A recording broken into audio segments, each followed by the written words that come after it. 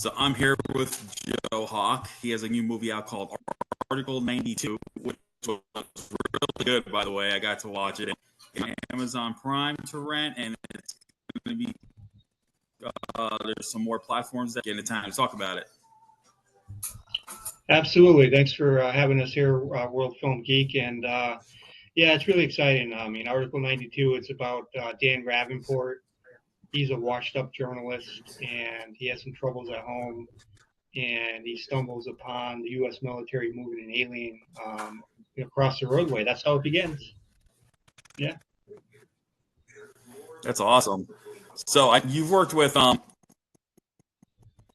Danny Jabroni on a few films as an editor.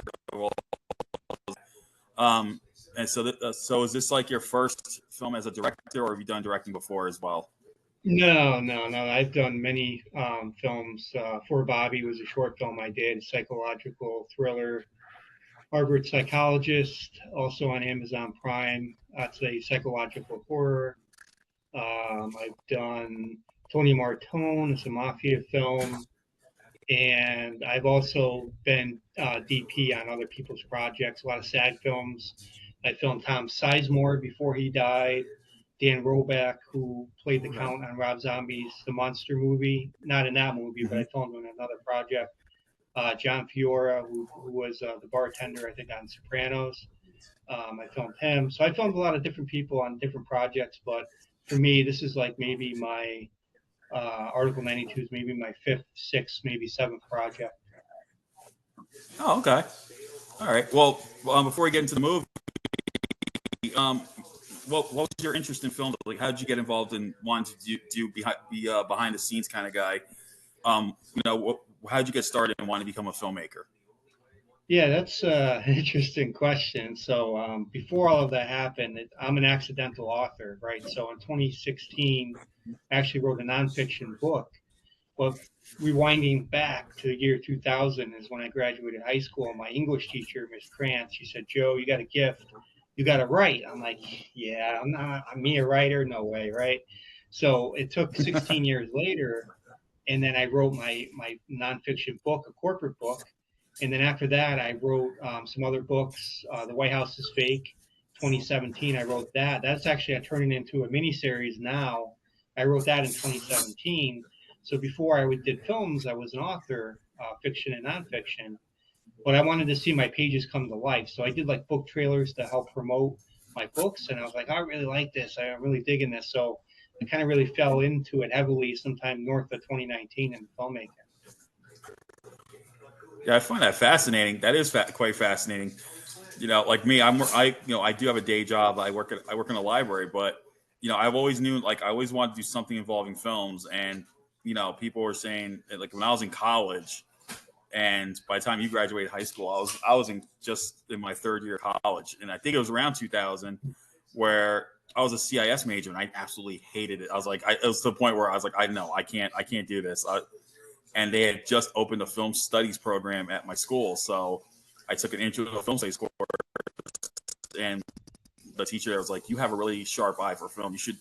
I think you should really consider majoring in film studies." So I was like, "All right, I think that's a good idea." So yeah, what could have been ended up being 6 years, but it was totally worth it because it led me to doing what I'm doing now. So, I just love writing about films and all that now. So I totally get where you're at with that.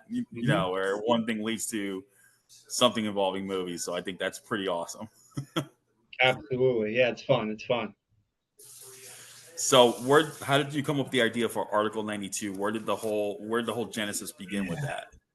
That's a good question. So I'm a big Chris Carter X-Files fan, right? X-Files, Mulder and Scully, right? So that was kind of an inspiration for it. Article 92 had inspirations from the X-Files. Believe it or not, Crimson Tide. I don't know if you remember Crimson Tide, Gene Hackman and Denzel Washington, I believe. Yeah. And that idea was the two executive commanders, they're butting heads, right? So that wanted to incorporate some type of military butting heads. So that was inspired by that. And then finally, a little bit of a movie, an Alec Baldwin movie called Mercury Rising, about the kid that cracked the code, right?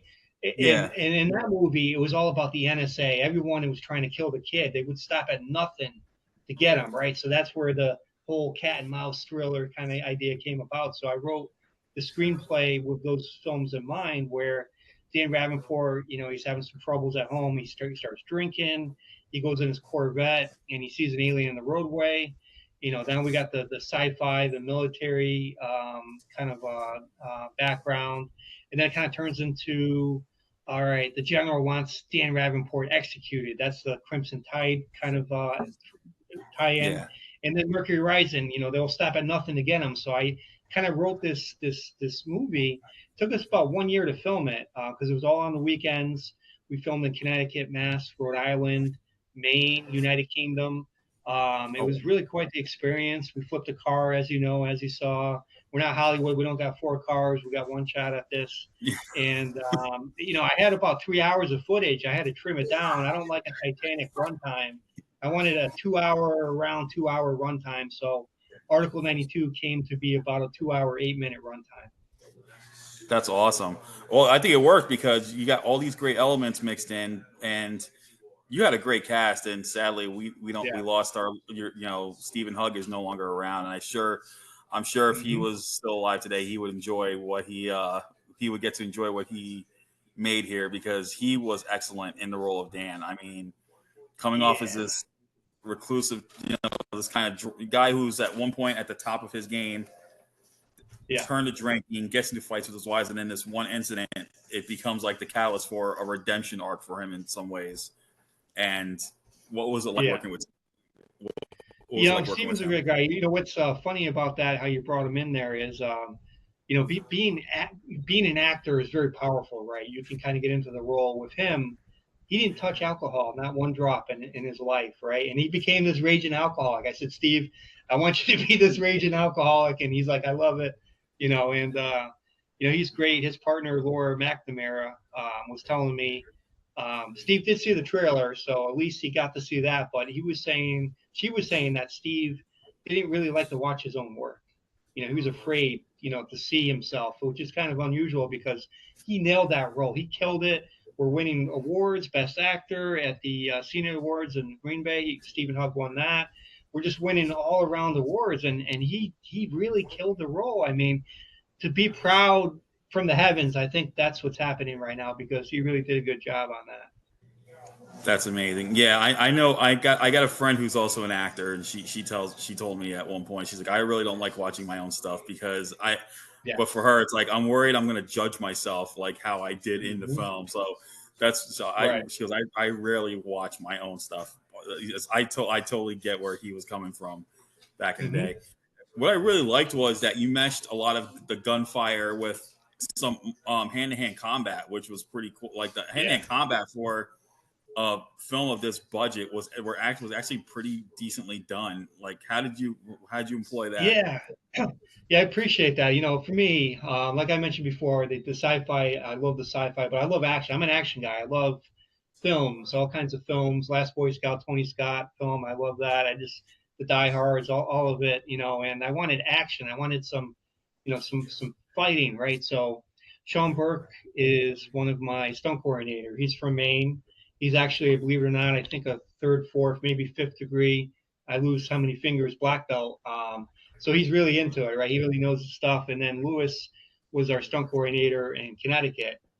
So shout out to both of them. And what I really wanted to do is when I write the script, I don't really include. I just kind of include what's happening, but I don't really spell out the fight sequences. So I'll write, fighting ensues, and then I'll work with the fight guys. I said, hey guys, all right, this is what I want to do is I want to basically, this girl is going to smash, a cup on his forehead. I want, them to kind of like, pick this actor up, throw him on the table. We're going to do that. We're going to take a plate and smash it on someone's face. All that was smashable props. Obviously, we didn't really smash real Yeah, stuff. But as far as the punching, it's really about camera technique, adding the right effects, and we had a really lot of 3, 4, maybe 5 fights in it, and yeah, I'm really happy with the results. I mean, the actors, some of which never did any fighting. So when that happens, of course, we'll block out time, an hour 2 hours here, work on the sequences. All right, yeah, I like that, but let's do this or let's do that, and it really added a depth, I think, to the film. You know, really yeah, the government will not stop until Dan Ravenport is taken care of. Yeah, and I like the fact that you were the fighting itself resorted to like more grounded, like close quarter combat because of Mhm. course, these guys are military grade. So I wasn't expecting anything of a Scott Atkins caliber of sorts where it's like Yeah, flashy. No, I'm like, all right, cool. I know they're gonna do like hand to hand, like close quarter combat, and I think it fit in perfectly with the tone of the film.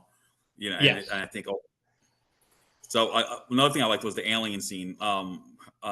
That was pretty cool as well. So what was the thing behind that? Like, how did you get the alien thing going with that? Yeah, so it's funny you mentioned about that. The guy that made it, his name is Rob Zibkowski. He's from Arizona. I've been following Rob for many years. I always wanted to work with him. He made a werewolf so real that this is a true story that someone posted. People post stuff and rumors start, right? He posted something. Somebody posted something on Instagram somewhere that in Latin America werewolves are killing people, and they showed this dead werewolf. Guess who made that werewolf? It wasn't they were killing people. It was made by Rob Zibkowski, and it was debunked on TMZ. TMZ made an article saying no, they're not killing people. It was Rob Zibkowski who made this creature. From there, I started following Rob. I'm like, wow, he's the real deal. So I contacted Rob. I said, hey, I want an alien. He's like, all right, what do you want? I'm like, well, I don't want like the big eyes. That's like my neighbor down the street with the big eyes. They look like normal people. I want something unique, right? So I said, Rob, I want Predator. Predator was an alien. I want something menacing, like that face, right? So we were kind of spitballing, and he did the idea. He'd send me some ideas, and I want like a long alien. It's 6.5 feet long, and it weighs about 50 pounds, and it takes months to make this because what he does is right. He gets the idea of it. He takes like a mold in like a clay, right, and then once he gets the outline of the shape, it's silicone for the actual alien. You got the hair, you got the teeth, and then you got the foam is what it lays on. It lays on a foam outline to make the impression of the alien, right? Because he makes stuff you can wear and he makes stuff you can't wear. I just needed a dead alien, so I said, Rob, let's do this, and he shipped it to me. And I see the mail guy. He's taking it out of the mail truck. He's like, "What the hell's in here?" I'm like, "It's an alien." He's like, "Yeah, no." It's. I'm like, "No, all right." But yeah, it was an alien, and he shipped it from Arizona to me. So that's how I got Rob involved, and we did the scene on the roadway with the military. You saw shooting the guns, and then with Jeff Rosman, who plays the crazy doctor. He did the scene with the alien on the table. That was a fun scene too. Yeah, and for those of you who do see this movie, you're wondering how this was done. You get to see a bit of the alien stuff done during the end credits, which was pretty cool. So quite a weird song in some ways. I like the song they played at the end. I couldn't stop. I kept bobbing my head like trying to Yeah, like yeah, got yeah. into That's it. I'm like, that's I think it's called Monster, and I really liked it because this is the lyrics, and that was in the movie too. At some point, I don't know where, somewhere in there, but I really wanted. So the song before that, that's actually Stephen Hugg singing Extraterrestrial Blues. That's him singing. That's his song. He wrote oh Extraterrestrial wow. Blues. Yeah, I don't know, many years ago, and I put that in the end credits right before the Monster song came on. That's him singing, so it's funny. It's a tie-in, to Hug musically.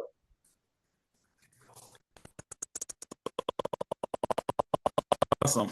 So you mentioned that you took like a year to shoot the film in all these Mhm. different locations. Were there any challenges that you faced during production? I know because it's an indie film, and you got these time Yeah, constraints. I know that's probably was one, but was there any other? Yeah.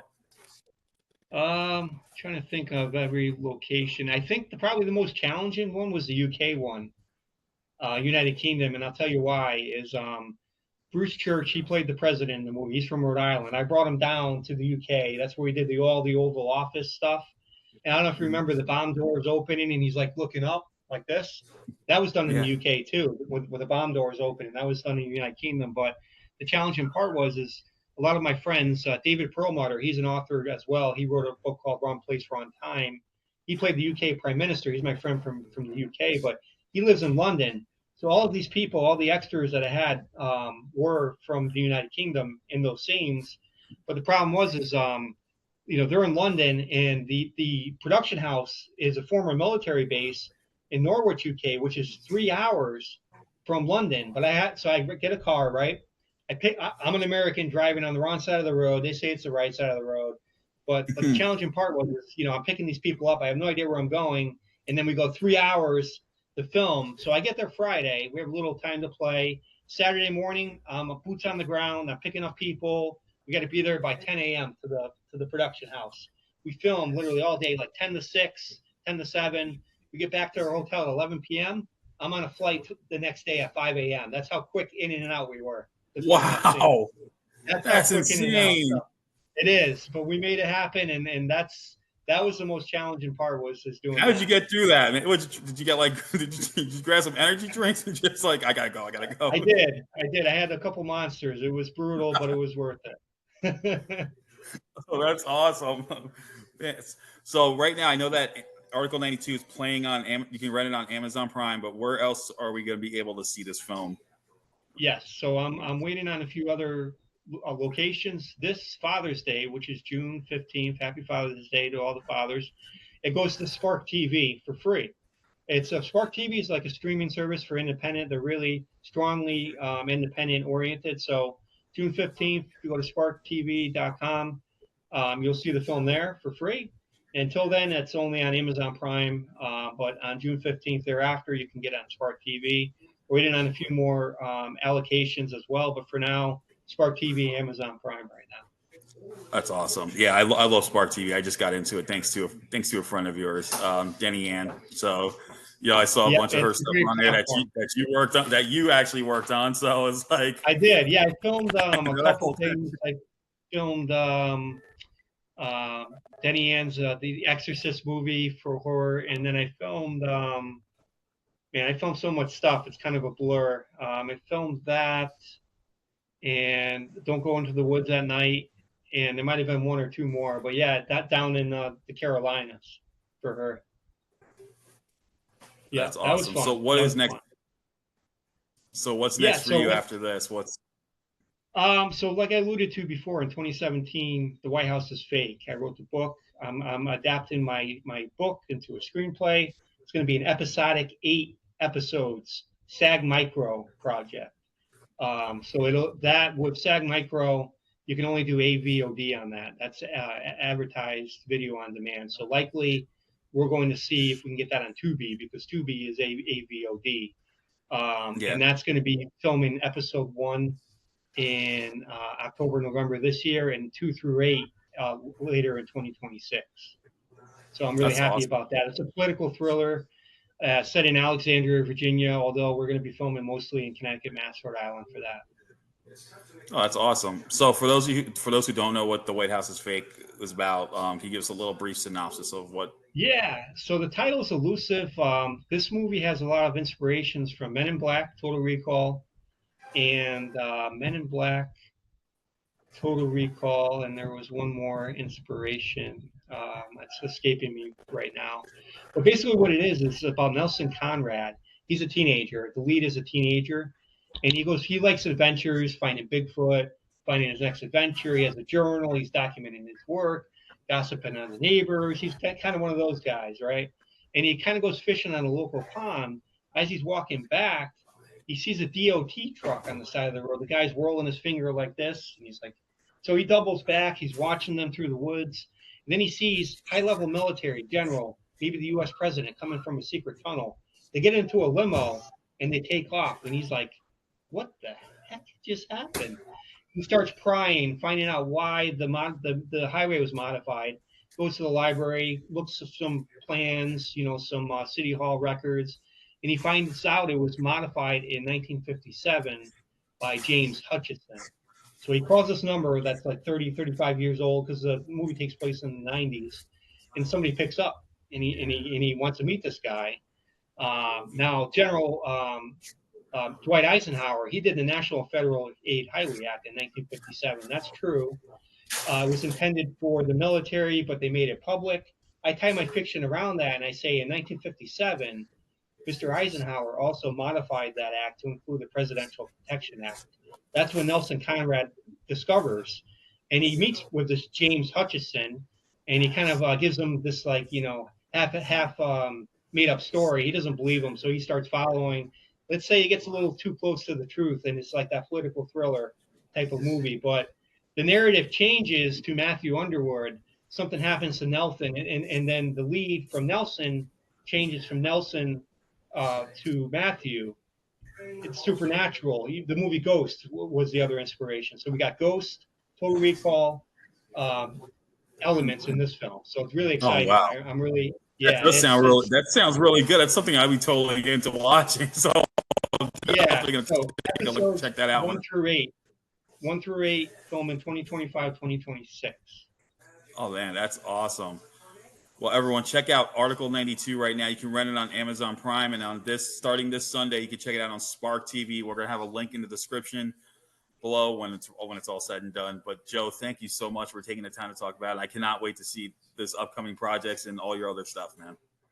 Absolutely. I appreciate the time as well. And World Film Geek, if you haven't seen Albert's site, worldfilmgeek.com, many great reviews. He's doing his thing. We're doing our thing. We're happy to have me here. Thank you. Yeah, thank you so much. And yes, just for everyone's aware, July 12th will be our live stream for the 10th anniversary of worldfilmgeek.com. So everyone Well, check that happy out as well. anniversary. That's Thank you good. so much. All right, well, everyone, you take care and you stay awesome. Thanks, guys.